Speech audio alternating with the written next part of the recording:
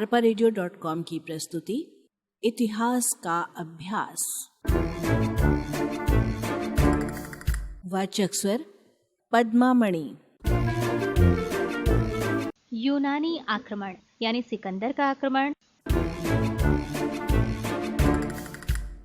सिकंदर के आक्रमण के समय पश्चिमोत्तर भारत कई छोटे छोटे राज्यों में बटा हुआ था। कुछ राज्यों में राजतंत्रात्मक शासन और कुछ राज्यों में गणतंत्रात्मक शासन व्यवस्था थी। इन राज्यों में एकता का अभाव था और परस्पर फूट थी। इन राज्यों का पारस्परिक संघर्ष ही इनके पतन का कारण बना। मगध में विशाल नंद साम्राज्य स्थापित था।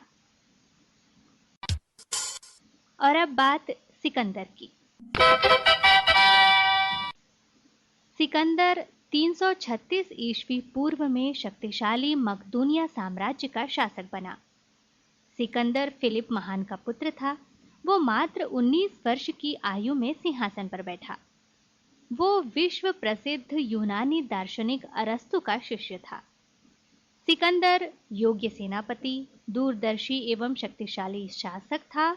वो ईरान के हकमनी साम्राज्य एवं भारत को विजित कर अपने साम्राज्य का विस्तार करना चाहता था। सिकंदर के भारत आक्रमण के उद्देश्य। पहला, विश्व विजय के स्वप्न को साकार करना। सिकंदर में साम्राज्य विस्तार की तीव्र महत्वाकांक्षा थी। सिकंदर को अपनी अदम्य शक्ति पर दृढ़ विश्वास था और वह विश्व विजय के स्वप्न को पूरा करना चाहता था। इसलिए उसने भारत पर आक्रमण किया। दूसरा, भारत की आर्थिक संपन्नता का आकर्षण। सिकंदर का आकर्षण आर्थिक दृष्टि से पिछड़े यूरोप की ओर नहीं था, इसलिए वो ईरान व भारत को विजित करना चाहता था, जो आर्थिक दृष्टि से समर्थ थे। तीसरा, सागर की समस्या को हल करना। यूनान के भूगोलवेत्ताओं एवं व्यापारियों की कठिनाइयों को दूर करने का निश्चय सिकंदर ने किया। स्ट्रेवो का कथन है कि कैस्पियन सागर और काला सागर के मार्ग से यूरोप को भारतीय माल भेजने की एक महत्वपूर्ण श्रृंखला में आमू सरिता एक कड़ी के समान है। चौथा, सिकंदर को निरंतर प्राप्त हो रही सफलता से प्रोत्साहन। सिकंदर संपूर्ण यूनान को जीतने के पश्चात संपूर्ण एशिया माइनर, भूमध्य सागरों के प्रदेश, मिस्र, ईरान के हकमनी साम्राज्य बैक्ट्रिया, समरकंद पर अधिकार करके भारत विजय का स्वप्न देखने लगा। और अब बात सिकंदर के आक्रमण की। सिकंदर ने 327 ईस्वी पूर्व काबुल घाटी पर अधिकार करके अपनी सेना को 2 भागों में विभक्त किया। एक का नेतृत्व वो स्वयं कर रहा था और दूसरी सेना का नेतृत्व 2 सेनापतियों के पास था। पहला, अस्सप विजय। सिकंदर ने अस्सप जाति पर आक्रमण करके उस पर अधिकार कर लिया। यद्यपि अस्सप जाति वीरतापूर्वक लड़ी। दूसरा, नीसा विजय। सिकंदर ने सीमांत क्षेत्र में स्थित पहाड़ी जाति नीसा पर आक्रमण कर अधिकार कर लिया। इस जाति ने सिकंदर को अमूल्य उपहार भेंट में दिए। तीसरा, अश्वकायनों पर अधिकार। इस शक्तिशाली राज्य के शासक ने सिकंदर के विरुद्ध दृढ़ता से युद्ध किया, परंतु विजय सिकंदर की ही हुई। चौथा, तक्षशिला। सिकंदर सिंधु नदी को पार कर 326 ईस्वी पूर्व तक्षशिला पहुंचा। यहाँ के शासक राजा आम्भी ने सिकंदर का स्वागत किया और सैनिक सहायता के लिए सिकंदर को 5000 सैनिक दिए। आम्भी की इस नीति का कारण ये था कि उसकी पड़ोसी राज्य कैकेयी प्रदेश से शत्रुता थी और वह वहां के राजा पोरस को नीचा दिखाना चाहता था। पांचवा, पोरस से युद्ध। झेलम और चिनाब नदियों के बीच पुरु का राज्य था। पुरु के राजा पोरस के पास एक शक्तिशाली सेना थी, जिसमें 50,000 पैदल, 3,000 घुड़सवार, 1,000 रथ और 130 हाथी थे। वर्षा के कारण नदी में बाढ़ आ गई थी। सिकंदर के पास दूसरी ओर जाने का कोई रास्ता नहीं था, इसलिए सिकंदर ने 17 मील ऊपर जाकर एक सुरक्षित स्थान से नदी को पार किया। पोरस को जब इस बात की जानकारी हुई तो उसने अपने पुत्र को सेना देकर भेजा, परंतु तब तक सिकंदर की बाकी सेना भी नदी पार कर गई। करी के मैदान में सिकंदर और पोरस की सेना में भयंकर युद्ध हुआ। पोरस ने अपनी संपूर्ण शक्ति के साथ युद्ध किया, परंतु सिकंदर की जीत हुई। इस युद्ध में 12,000 सैनिक मारे गए और 9,000 बंदी बनाए गए। पोरस को जब सिकंदर के सामने लाया गया तो सिकंदर ने पूछा, आपके साथ कैसा व्यवहार किया जाए? पोरस ने गर्व के साथ उत्तर दिया, जैसा एक राजा दूसरे राजा के साथ करता है। सिकंदर पोरस के इस उत्तर से इतना प्रभावित हुआ कि उसने पोरस को उसका राज्य वापस कर दिया और व्यास नदी तक के जो भी प्रदेश उसने जीते थे उन सब का शासक भी पोरस को बना दिया। छठा, सिकंदर का व्यास नदी तक अधिकार। पोरस को विजित करने के पश्चात सिकंदर ने ग्लोग निकाय और कठ जातियों को पराजित किया। उन लड़ाकू और वीर जातियों का राज्य व्यास नदी तक था। इस प्रकार सिकंदर का अधिकार व्यास नदी तक हो गया। सिकंदर की भारत से वापसी के कारण। सिकंदर भारत पर विजय प्राप्त करने के लिए तत्पर था, परंतु सिकंदर के सैनिकों ने आगे बढ़ने से मना कर दिया। विवश होकर सिकंदर को वापस लौटना पड़ा। पहला कारण, यूनानी सैनिकों द्वारा आगे बढ़ने से इनकार। सिकंदर के सैनिकों ने व्यास नदी से आगे बढ़ने से मना कर दिया। यूनानी लेखकों का कहना है कि सिकंदर की सेना अत्यधिक थक चुकी थी। सैनिकों को अपने घर से निकले हुए बहुत समय हो गया था, वे वापस अपने घर जाना चाहते थे। दूसरा कारण, व्यास नदी के आगे शक्तिशाली मगध राज्य। सिकंदर के सैनिकों का इनकार करने का दूसरा कारण यह हो सकता है कि व्यास नदी के दूसरी ओर मगध का शक्तिशाली राज्य था, जिसके पास एक विशाल सुव्यवस्थित शक्तिशाली सेना थी। इसलिए सिकंदर के सैनिकों ने आगे बढ़ने से इनकार कर दिया होगा। विजित प्रदेशों की शासन व्यवस्था। सिकंदर ने वापस लौटने के पहले विशाल दरबार का आयोजन किया और 3 घोषणाएं की। व्यास और झेलम नदी के मध्य का भाग पोरस को दे दिया और सिंधु एवं झेलम नदी के बीच के भाग आम्भी को दे दिए और सिंधु नदी के पश्चिम के क्षेत्र सेनापति फिलिप्स को दे दिए। सिकंदर की सेना ने 326 ईस्वी पूर्व में झेलम नदी से अपने देश के लिए प्रस्थान किया। सिकंदर की सेना उसी मार्ग से वापस लौटी जिस मार्ग से सिकंदर आया था। सिकंदर की भारत से वापसी की यात्रा भी सरल नहीं थी।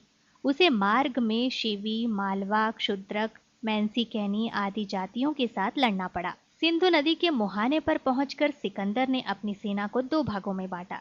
नियार्कस जल सेनापति को जहाजी बेड़े के साथ समुद्री मार्ग से वापस जाने के लिए कहा और उसने स्वयं स्थल मार्ग से मकरान के किनारे से अपने देश की ओर चलना प्रारंभ किया। सिकंदर की मृत्यु।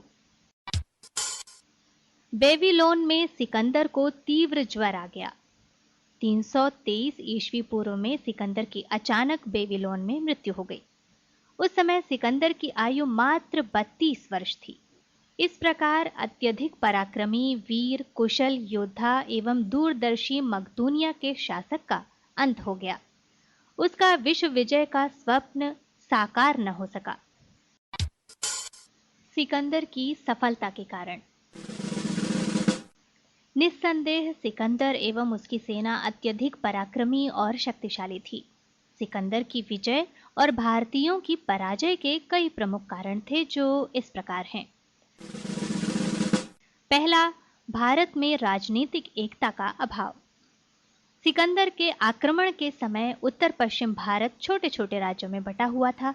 इसलिए शक्तिशाली सेना होते हुए भी भारतीय राज्य निरंतर सिकंदर की सेना के सामने हारते गए। राजनीतिक एकता न होने के कारण सिकंदर को भारतीय राजाओं को हराना सरल हो गया। दूसरा, राज्यों में परस्पर शत्रुता। उत्तर पश्चिम के छोटे छोटे राज्य आपस में ही लड़ते रहते थे। और एक दूसरे को नीचा दिखाने का प्रयत्न करते रहते थे।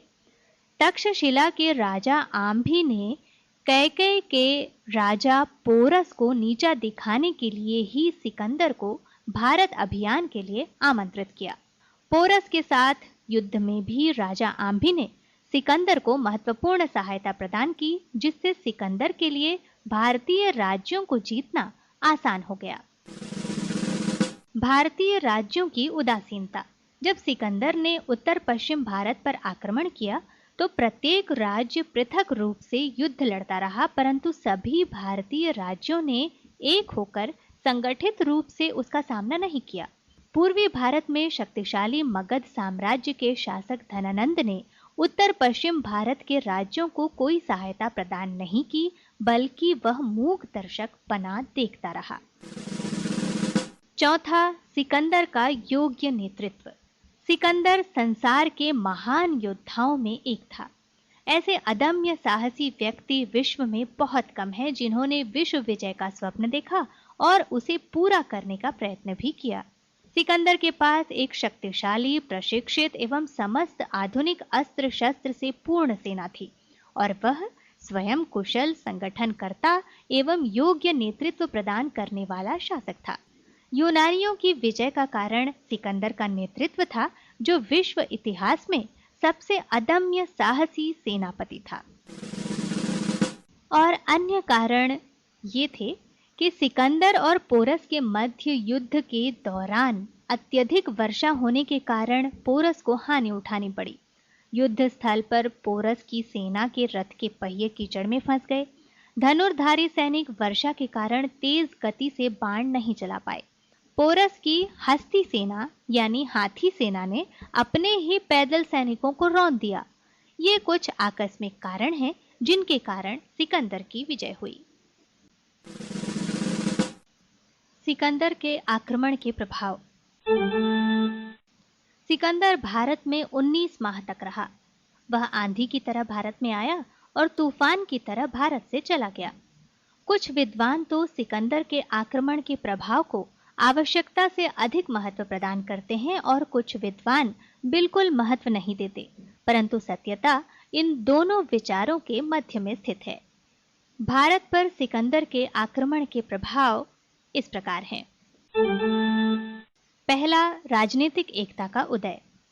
सिकंदर ने उत्तर पश्चिम भारत के राज्यों को जीतकर स्पष्ट कर दिया कि विदेशी शक्ति का सामना करने के लिए राजनीतिक एकता का होना कितना महत्वपूर्ण है। सिकंदर के आक्रमण से भारतीय राज्यों में सैन्य संगठन की भावना प्रबल हुई। भारतीय राज्यों में अब राजनीतिक एकता और सैन्य शक्ति को संगठित करने के प्रति जागरूकता उत्पन्न हो गई। दूसरा, चंद्रगुप्त मौर्य का कार्य सरल। सिकंदर के आक्रमण का एक प्रभाव यह हुआ कि पंजाब की छोटी छोटी रियासतें इतनी शक्तिहीन हो गई कि चंद्रगुप्त के लिए उन्हें जीतना सरल हो गया। साथ ही सिकंदर ने अप्रत्यक्ष रूप से भारतीय एकता लाने में महत्वपूर्ण कार्य किया। तीसरा, ऐतिहासिक प्रभाव। इसके अंतर्गत तिथिक्रम की जानकारी हुई। सिकंदर के आक्रमण के पहले प्राचीन इतिहास को जानने में अत्यधिक कठिनाई होती थी, क्योंकि कौन सी घटना किस समय घटित हुई इसके बारे में कोई निश्चित प्रमाण इतिहासकारों के पास नहीं थे। सिकंदर के आक्रमण की तिथि 326 ईस्वी निश्चित होने से भारत के क्रमागत इतिहास लिखने में बहुत सहायता मिली। 326 ईस्वी पूर्व की तिथि ने तिथिक्रम की कई उलझनों को सुलझा दिया। ऐतिहासिक प्रभाव के अंतर्गत इतिहास के निर्माण में सहायता भी मिली। सिकंदर के साथ कई यूनानी लेखक और इतिहासकार भारत आए। उन्होंने भारत के विषय में अपने विचारों को लिपिबद्ध किया।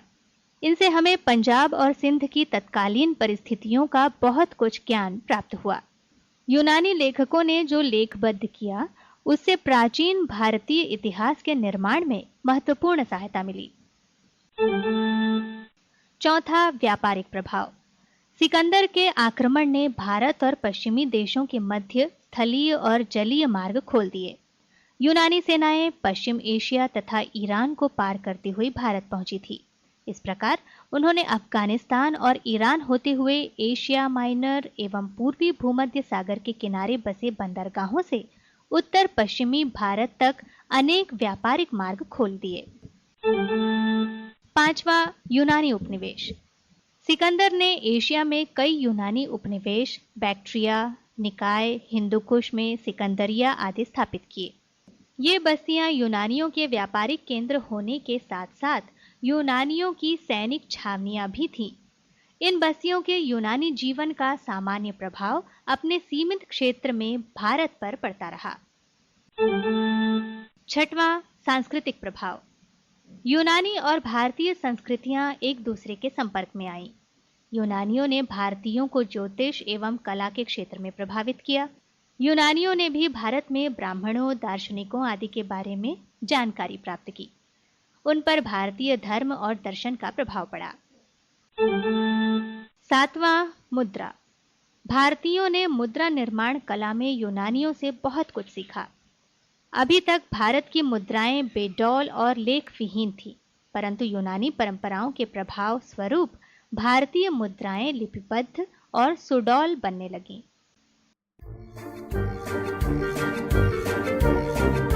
arparadio.com की प्रस्तुति इतिहास का अभ्यास।